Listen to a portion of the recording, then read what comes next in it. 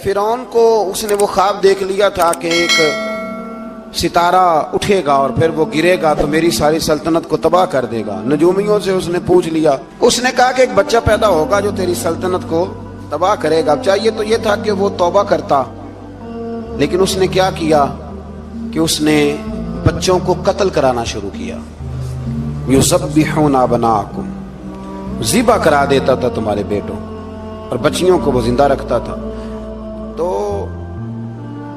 हजरत मूसा जब पैदा हुए तो उनकी वालिदा ने पता क्या किया, उनको एक संदूक में बंद करके दरिया में बहा दिया।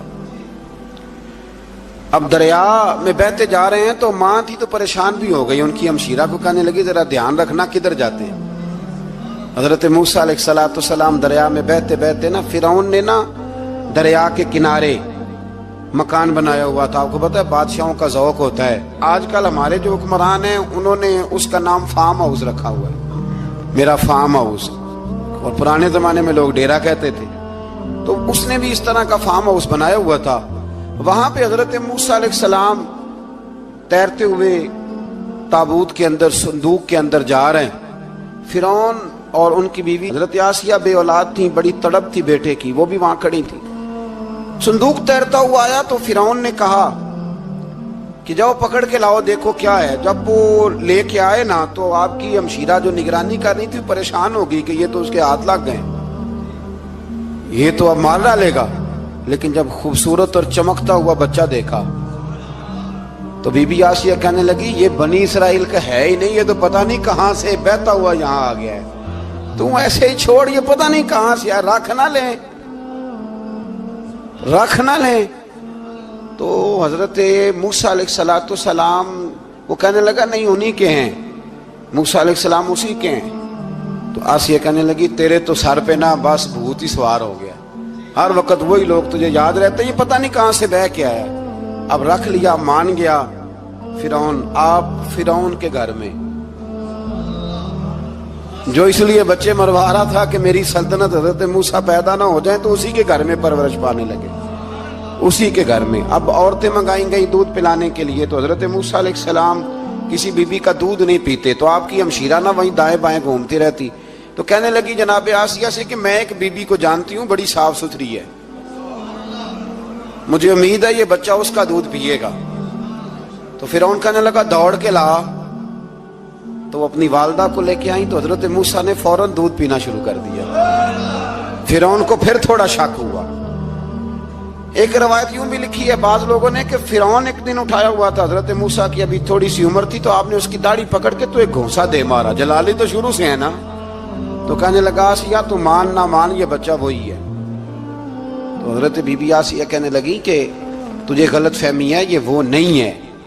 उसने कहा देखो ना, ये तू उठाती है तो प्यार करता है, और मेरे जब करीब आता है तो इसके लबो लहजे में मैं तलखी महसूस करता हूँ। उसने कहा बच्चों को क्या पता। खैर एक तरफ उसने खाने पीने की चीजें रख दी, एक तरफ अंगारे रख दिए। वो भी हजरत आसिया कहती हैं कि तुझे समझ आए बच्चे बच्चे होते हैं। हजरत मूसा बच्चे तो थे, पर थे तो अल्लाह के नबी ना, अल्लाह के नबी थे। जब उसने कहा ना ये बच्चे हैं, तो हजरत मूसा अलैहिस्सलाम बजाए अंगारों की तरफ जाने के, नबी थे, वो सीधे खाने पीने वाली चीजों की तरफ बढ़ने लगे। फिर उन कहने लगा आप बता। अल्लाह ताला ने हजरत जिब्रील को भेजा, उन्होंने कहा इधर नहीं जाना, आप उधर जाइए। तो आप आग की तरफ गए और एक कोयला उठा के जुबान पे रख लिया। तो आसिया कहने लगी समझ आई, बच्चे को क्या पता किधर जाना है किधर नहीं जाना। अगर वो इतना ही ख्याल होता, वही बच्चा होता तो आग। और बाद मुफस्सिरीन ने लिखा है ये जो हजरत मूसा दुआ मांगते थे ना, रब्बी शरह ली सदरी व यस्सिर ली अमरी, ये वो आग का अंगारा जब कोयला मुंह में रखा था ना, तो उसकी वजह से जुबान में कुछ लुकनत आ गई। तो आप दुआ करते थे कि या अल्लाह मेरी जुबान की वो बंद गिरा खोल दे, ताकि मैं खुल के फिरौन के सामने बात कर सकूं। वहीं हजरत मूसा पलने लगे, वहीं पले, वहीं जवान हुए, वहीं अल्लाह ने सारी दौलतें दी, बहन भी मिली, माँ भी मिली, और सारे अजीजों का प्यार भी मिला। उसी घर के अंदर अल्लाह ने परवरिश करके फिरौन के जुल्म से बनी इसराइल को निजात अता फरमाई। मूसा फिर फिरौन के घर में पलने लगे, और जब जवान हो गए तो फिरौन के यहाँ जो जुल्म होता था हजरत मूसा उस पर बोल पड़ते थे, जलाल फरमाते। तो फिरौन फिर नाराज नाराज रहने लगा, यहाँ तक कि उसने आपको निकाल दिया آپ تشریف لے گئے وہاں سے. تو حضرت موسیٰ ایک دن شام کے وقت دوبارہ آئے بستی میں، لوگ سوئے ہوئے تھے. تو دو آدمی، ایک بنی اسرائیل میں سے اور ایک فرعون کی اپنی قوم میں سے، وہ دونوں آپس میں جھگڑ رہے تھے. لیکن وہ جو حضرت موسیٰ کی بنی اسرائیل کی قوم کا شخص تھا، اس پر وہ قبطی، وہ جو فرعون کے قریبی لوگوں میں سے تھا، وہ ظلم کر رہا تھا اور بوجھ اٹھانے کی بات کر رہا تھا. اب اس نے حضرت موسیٰ کو پکارا کہ یہ دیکھے میرے ساتھ کس طرح کی بات کر رہا ہے. تو حضرت موسیٰ کا ارادہ بھی نہیں تھا، آپ نے بس اس کو سمجھایا. پر کچھ لوگوں کو سمجھ، تو حضرت موسیٰ نے پھر ایک مکہ مارا، ایک گھونسا مارا، صرف ایک ہی. یہ کئی تگڑے اور دلیر اس طرح کے بھی ہوتے ہیں کہ گھونسا ایک بھی برداشت نہیں کرتے. وہ ایک مارا، آدمی دھڑام سے زمین پہ گرا اور ماری گیا. حضرت موسیٰ کا ارادہ نہیں تھا لیکن وہ مر گیا. حضرت موسیٰ علیہ السلام نے اس بات پر اپنے رب سے استغفار بھی فرمائی. قرآن کہتا ہے کہ انہوں نے معافی چاہی کہ اللہ میرا ارادہ نہیں تھا. بہرحال اگلے دن نا حضرت موسیٰ دوبارہ آئے. وہ سنا کرتے تھے نا ہم کہ بیوقوف دوست سے عقل مند دشمن بہتر ہوتا ہے. وہ کم از کم دشمنی تو عقل مندی سے کرتا ہے نا، لیکن جو بیوقوف دوست ہو بیوقوفی. حضرت موسیٰ دوبارہ آئے تو وہ بنی اسرائیلی اگلے دن کسی اور سے جھگڑا کر رہا تھا. پھر اس نے مدد کے لیے پکارا تو حضرت موسیٰ کہنے لگے مجھے لگتا یہ ہے کہ تیری عادت ہے، تو خود بڑا جھگڑالو ہے، تو نے روز نیا جھگڑا شروع کیا ہوتا ہے. حضرت موسیٰ جب اس کی طرف بڑھے نہ ڈانٹنے کے لیے تو اس نے شور کرنا شروع کر دیا. کہنے لگتا ہے جس طرح آپ نے اسے کل قتل کیا تھا مجھے بھی قتل ہی کریں گے. یہ انسانوں کا مزاج ہے کہ آپ جب تک کسی کے طبیعت کے مطابق چلیں گے وہ راضی رہتا ہے، اور ذرا آپ اس کی طبیعت سے ہٹتے ہیں تو وہ شور کرتا ہے. اس نے کہا جی آپ مجھے بھی لگتا ہے ماریں گے. حضرت موسیٰ کلیم اللہ علیہ نبینا علیہ السلام کے بارے میں جب اس نے شور کیا تو بات پھر فرعون کے دربار تک گئی. وہ تو پہلے ہی بہانہ تلاش کر رہا تھا. اس نے کہا ڈھونڈو پکڑو اور معاذ اللہ شہید کریں گے. کسی نے آ کے خبر دی کہ آپ یہاں سے ہجرت کر جائیں، اس لیے کہ آپ کے لیے یہاں حالات درست. اور بھائی یہ چھوڑ دیا کریں بات کہ فلاں آدمی کے حق میں فلاں جگہ حالات کیسے خراب ہوئے. تو نبی کریم علیہ السلام مکہ چھوڑ کے کیوں آئے؟ حضرت موسیٰ علیہ السلام نے ہجرت کیوں فرمائی؟ یہ ایک ایسی عجیب بحث ہے جس کو لوگ بلا وجہ چھوڑ دیتے، بلا وجہ چھیڑ دیتے ہیں. اور بالخصوص ایک خاتون نے ایک دفعہ مجھے پیغام دیا تو میں بڑی اس کی بات سن کے مجھے عجیب لگا. وہ کہنے لگی کہ دوسری جگہ میری شادی ہوئی ہے، مجھے طلاق ہو گئی تھی، تو مجھے ایک تانا روز سننے کو ملتا ہے تو اتنی اچھی ہوتی تو وہاں نہ رہ لیتی. بھئی یہ کوئی تانے والی بات ہے؟ کوئی ضروری ہے کہ بیوی غلط ہوتی ہے تو طلاق ہوتی ہے؟ اللہ کے محبوب علیہ السلام کے دو صاحبزادیوں کو ابو لہب کے دو بیٹوں نے طلاق بھیج دی تھی. کس کی غلطی تھی؟ تو آپ کیا کہہ سکتے ہیں یہاں کیوں طلاق؟ تو اتنی جلدی بات تھوڑی کر دیں گے آپ، تھوڑی احتیاط فرمائیں بولنے میں. تو حضرت موسیٰ علیہ السلام وہاں سے نکلے اور آپ مدین کی طرف چلے گئے. مدین وہ علاقہ تھا جہاں فرعون کی حکومت کوئی نہیں تھی. حضرت موسیٰ جیسے ہی وہاں پہنچے تو ان کے اندر ایک جذبہ تھا، ظلم ہوتا نہیں دیکھ سکتے. جب وہاں پہنچے تو انہوں نے دیکھا لوگ اپنے اپنے جانوروں کو گھاٹ پہ پانی پلا رہے ہیں اور دو خواتین ہیں وہ بالکل پیچھے کھڑی ہیں. تو حضرت موسیٰ کلیم آگے بڑھ کے کہنے لگے تم کیوں نہیں پانی پلاتی؟ تو وہ کہنے لگی ہمارا بھائی کوئی نہیں، باپ ہمارا بوڑھا ہے. اللہ اکبر. مجبوری یہ ہے، ہم ہیں بھی پردہ دار گھرانے کی، مجبوری ہماری یہ ہے کہ جب تک یہ سارے لوگ پانی پلا نہیں لیں گے اتنی دیر تک ہماری باری نہیں آئے گی. تو حضرت موسیٰ کلیم اللہ علیہ السلام فرمانے لگے اچھا یہ بات ہے تو جانور مجھے دو. وہ ہو یہ رہا تھا کہ چونکہ مرد پانی پلا رہے تھے تو اور جتنے بھی مرد آتے جاتے تھے وہ گھستے جاتے تھے اور عورتیں بیچاری کھڑی تھیں. حضرت موسیٰ جھٹ سے آگے بڑھے، پیچھے ہٹو. ان دو خواتین پاک باز عورتوں کے جانوروں کو پانی پلایا اور پھر آپ دوبارہ وہیں بیٹھ گئے. وہ بیبیاں جلدی جلدی گھر گئیں، جا کے اپنے والد سے کہنے لگی ابا جی کمال ہو گیا، اس بستی میں ایک ایسا آدمی ملا ہے جو عورتوں کی طرف دیکھتا ہے تو نیکی کرنے کے لیے آگے بڑھتا ہے، جو مجبور اور بے کس کے لیے اچھے جذبات رکھتا ہے. فرمایا جلدی لاؤ. कुछ मुफस्सिरीन और तरफ भी गए हैं, लेकिन जमहूर ने लिखा है कि वो हजरत शुएब अलैहिस्सलाम थे। हजरत शुएब ने घर बुलाया, अपनी एक बेटी को भेजा, फरमाया बेटे बुला के लाओ। वो जब घर आए तो आप फरमाने लगे आप मेरे साथ उजरत तय कर लें, 8 साल या 10 साल आप मेरी बकरियों को चराएं, मेरे घर में रहें। और फिर फौरन ही फरमाने लगे अगर आप हमारे घर में रहेंगे, देखभाल करेंगे, तो मैं अपनी एक बेटी का निकाह भी आपके साथ कर दूंगा। तो 8 से 10 साल हजरत मूसा ने वहां क़याम फरमाया। और फिर जब आपका निकाह हो गया तो आप अपनी बीवी को लेके मिस्र की जानिब जा रहे थे, तो रास्ते में ना ठंड ज्यादा हो गई, तो अपनी ज़ौजा से कहने लगे वहां आग जल रही है, मैं तेरे लिए आग लेके आता हूं ताकि तू ताप सके, गर्मी हासिल कर सके। वहां गए तो दरख्त से आवाज आई, मूसा मैं तेरा रब हूं। दरख्त से आवाज आई, मूसा मैं तेरा रब हूं। और हजरत मूसा कलीमुल्लाह को वहां वही आनी शुरू हुई। वहां वही अल्लाह ताला ने उन्हें वो असा अता फरमाया जो फिर बाद में अज़दहा बनता था। रब करीम ने वहीं हजरत मूसा कलीम को वहीं यदे बैज़ा अता फरमाया।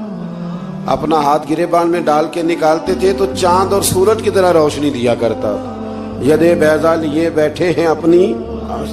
मैं कभी कभी कहा करता हूं कि मौला के देने के अंदाज बड़े अनोखे हैं। भाई यूसुफ को कुएं में फेंकते हैं तो अल्लाह मिस्र का हुक्मरान बना देता। तो फिर हजरत मूसा वहां से वापिस आए और आकर के आपने दोबारा वो सारा निज़ाम जिंदगी शुरू फरमाया। मूसा अलैहिस्सलाम ने उनको दावत हक दी और कहा कि मैं तुम्हारे पास वाज़े निशानियां लाया हूं, बनी इसराइल को मेरे साथ भेज दो। फिरौन ने मोजज़ात पेश करने के लिए कहा तो हजरत मूसा अलैहिस्सलाम ने अपना असा जमीन पे डाला, अपना असा, अपनी छड़ी, अपना डंडा जमीन पे डाला तो वो एक वाज़े अज़दहा बन गया। फिर हजरत सैयदना मूसा अलैहिस्सलाम ने अपना हाथ गिरेबान से निकाला तो वो देखने वालों के लिए रोशन हो गया, हाथ के अंदर नूर पैदा हो गया। यदे बैज़ा लिए बैठे हैं अपनी आस्तीनों में। फिरौन के सरदारों ने हक को कबूल करने की बजाय इसे जादू करार दे दिया और कहा कि ये तुम्हें अपने मुल्क से निकालना चाहता है। उन्होंने कहा इस मामले को जरा ढील दो और जादूगरों को जमा करो। जादूगर आए, उन्होंने फिरौन से कहा कि हम हजरत मूसा के मुकाबले में जादू तो दिखाएंगे माज़अल्लाह, लेकिन अगर हम गालिब आ गए तो फिर हमारा इनाम क्या होगा? सौदा पहले तय करना है, क्या इनाम मिलेगा? उसने कहा कि अगर तुम गालिब आ गए तो मैं तुम्हें अपना करीबी बना लूंगा। बादशाहों का करीबी होना भी तो बड़ी बात है ना, लोग बड़े पापड़ बेलते हैं करीबी होने के लिए। और ये जो करीबी होते हैं ना, बिलखुसूस जो बादशाहों के करीबी होते हैं, बादशाहों की तबाही का सबब भी यही लोग ही बनते हैं। ये उनको रोज खबर देते हैं कि सब अच्छा है, सब अच्छा है। और दुनिया के ज्यादातर हुक्मरान इन्हीं लोगों की वजह से तबाह होते हैं, क्योंकि उनका खुद अवाम से राब्ता नहीं रहता। अगर वो खुद अवाम के साथ डायरेक्ट राब्ता करें तो शायद उन्हें अच्छी और साफ सुथरी चीजें समझने को मिल जाए। खैर, जादूगरों ने जब कहा हमें क्या दोगे, तो उसने कहा तुम्हें करीबी बना लूंगा। जादूगरों ने मूसा अलैहिस्सलाम से कहा कि आप पहल करेंगे या हम पहल करें? तो मूसा अलैहिस्सलाम ने कहा तुम पहल करो।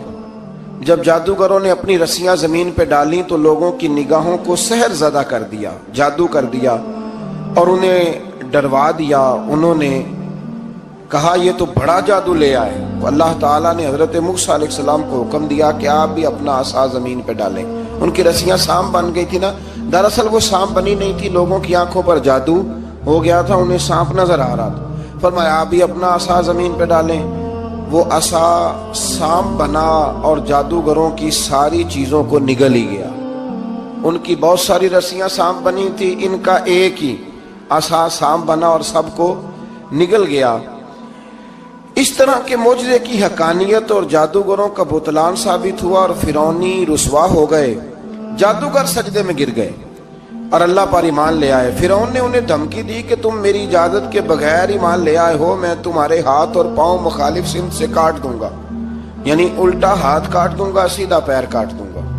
मेरी बगैर इजाजत ईमान ले आए हो और तुम्हें सूली पे भी चढ़वा दूंगा।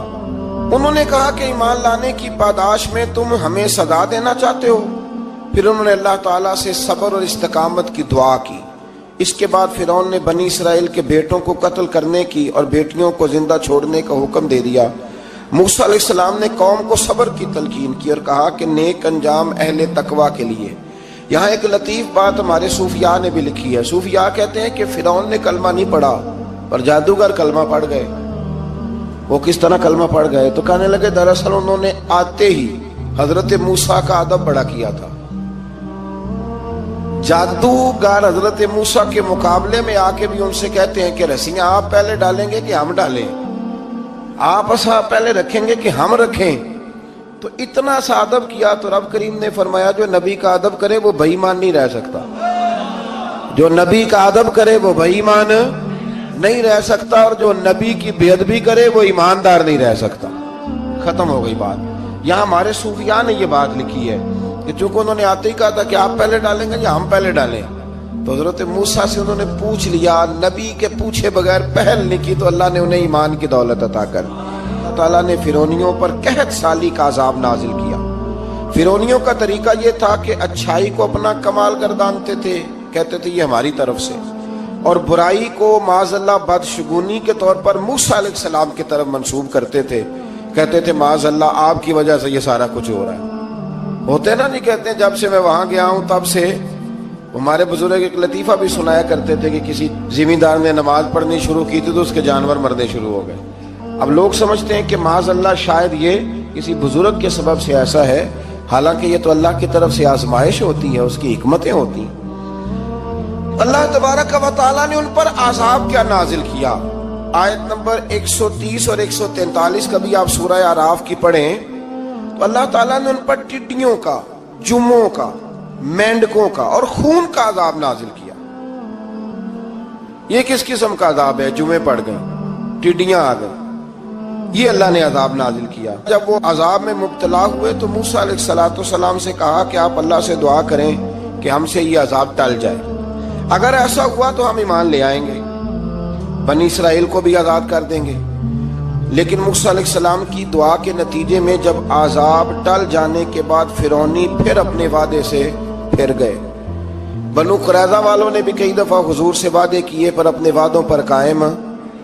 ایک بات آپ سے یہاں روک کے عرض کر دوں، ہم بھی کئی دفعہ کہتے ہیں ذرا بریک کبھی گاڑی کی نہیں نہ لگتی تو ہم ارادہ کرتے ہیں کہ آج سے ہی نماز شروع کر دینی۔ ذرا طبیعت زیادہ لیل ہوتی ہے تو ارادہ کرتے ہیں نا کہ بھائی آج کے بعد ہم نے نیک، پھر کیا ہوتا ہے؟ شفا ہو گئی تو چھٹی ہو گئی۔ یہ طریقہ درست نہیں، یہ تو کفار کا طریقہ بیان کیا نا قرآن پاک نے۔ یہاں فرمایا جب اللہ تبارک و تعالیٰ نے انہیں نجات دے دی تو اپنے وعدے سے مکر گئے، تو پھر اللہ تبارک و تعالیٰ نے بنی اسرائیل کو سمندر پار کر کے ایسی قوم کے پاس پہنچا دیا جو بتوں کی پرستش کرتی تھی۔ وہ تو بچ گئے لیکن فرعونی سارے دریا کے اندر غرق ہو گئے۔ حضرت موسیٰ علیہ السلام سے کہنے لگے کہ ہمارے لیے بھی ایک خدا بنا دیجئے۔ حضرت موسیٰ علیہ السلام نے فرمایا بت پرستی کرنے والے جاہل ہیں۔ یہ بت پرست قوم کے پاس جب گئے نا بنی اسرائیل والے، بت پوجتے ہوئے دیکھا تو کہنے لگے ہمارے لیے بھی سامنے بنا کے رکھ دو۔ فرمایا یہ تو جاہل ہیں، تم انہیں دیکھ کے اثر قبول کر رہے ہو اور اپنی جاہلیت کے باعث یہ ہلاک ہونے والے بھی ہیں۔ پھر اللہ تعالیٰ نے بنی اسرائیل پر اپنی نعمتوں کا ذکر فرمایا، اور موسیٰ علیہ السلام نے اپنی قوم میں ہارون علیہ السلام کو اپنا جانشین فرمایا اور کوہ طور پر تشریف لے گئے۔ اللہ نے فرمایا وہاں آ جائیں، میں آپ کو تورات عطا کرتا ہوں۔ 40 دن کا یہ عرصہ تھا۔ موسیٰ علیہ السلام نے وہاں پہ جا کے، وہ سارا واقعہ بھی انہی آیات میں ہے کہ حضرت موسیٰ نے عرض کیا تھا کہ رب ارنی، یا اللہ میں تجھے دیکھنا چاہتا ہوں، تو فرمایا لن ترانی، تو نہیں دیکھ سکتا۔ وہ بھی یہاں اللہ نے ذکر فرمایا۔ پھر اللہ تعالیٰ نے اپنی ایک تجلی جب کوہ طور پہ ڈالی تو حضرت موسیٰ علیہ السلام تاب نہ لا سکے اور بے ہوش ہو گئے، اور پہاڑ بھی ریزہ ریزہ ہو گیا۔ اس کا ذکر بھی اللہ نے انہی آیات میں فرمایا۔ آیت نمبر 144 سے 155 تک حضرت موسیٰ علیہ السلام کو رسالت عطا کرنے، کلیم اللہ کا منصب عطا کرنے، تورات عطا کرنے کا ذکر ہے۔ آگے چل کے بتایا کہ جو متکبر لوگ ہیں نا وہ آیات الہیہ سے منہ پھیرتے ہیں، اور جو لوگ اللہ کی آیات اور قیامت کو جھٹلاتے ہیں ان کے اعمال باطل ہیں۔ پھر موسیٰ علیہ السلام کے کوہ طور پر قیام کے عرصے میں بنی اسرائیل کے زیورات سے بچڑا بنا کر اسے معبود بنانے کا ذکر ہے۔ ان میں ایک جادوگر تھا سامری، سنا ہے سلالہ میں اس کی قبر ہے۔ حضرت موسیٰ کوہ طور پہ چلے گئے تو اس نے پیچھے سے سونے کا ایک بچڑا بنا لیا، اس میں سونے کی تاریں اس کے منہ میں لگائیں، ہوا چلتی تھی تو بجتی تھی۔ اتنے کمزور عقیدے کی یہ قوم تھی کہ انہوں نے فٹافٹ ماننا شروع کر لیا، فٹافٹ ماننا، کہنے لگے یہ ٹھیک ہے۔ چنانچہ موسیٰ علیہ السلام جب واپس آئے تو قوم پر غصے اور افسوس کا اظہار فرمایا اور کہا میرے پیچھے تم نے ایسا برا کام کیا ہے۔ انہوں نے تورات کی تختیاں بھی زمین پہ ڈالی اور اپنے بھائی ہارون علیہ السلام کا سر پکڑ کے اس سے جواب طلبی کی۔ انہوں نے کہا اے میرے ماں جائے، بڑے خوبصورت لفظ ہے قرآن پاک، اے میرے ماں جائے، اے میرے بھائی، قوم نے مجھے بے بس کر دیا اور قریب تھا کہ یہ مجھے قتل بھی کر دیتے۔ اب آپ مجھ پر سختی کر کے دشمنوں کو ہنسنے کا موقع نہ دیں، کبھی بھی دشمنوں کو اپنے اوپر ہنسنے کا موقع نہ دینا چاہیے۔ پھر آیت نمبر 151 میں موسیٰ علیہ السلام کی دعا اور کلمات استغفار کا ذکر ہے۔ آگے چل کے بتایا کہ غصہ ٹھنڈا ہونے پر موسیٰ علیہ السلام نے تورات کی تختیوں کو اٹھایا جن کی تحریر میں اللہ سے ڈرنے والوں کے لیے ہدایت اور رحمت کی بشارت تھی۔ آیت نمبر 156 سے لے کر 158 تک میں موسیٰ علیہ السلام کی دعا کا ذکر ہے، جس میں انہوں نے اپنی قوم کے لیے اللہ تعالیٰ سے دنیا اور آخرت کی بھلائی مانگی۔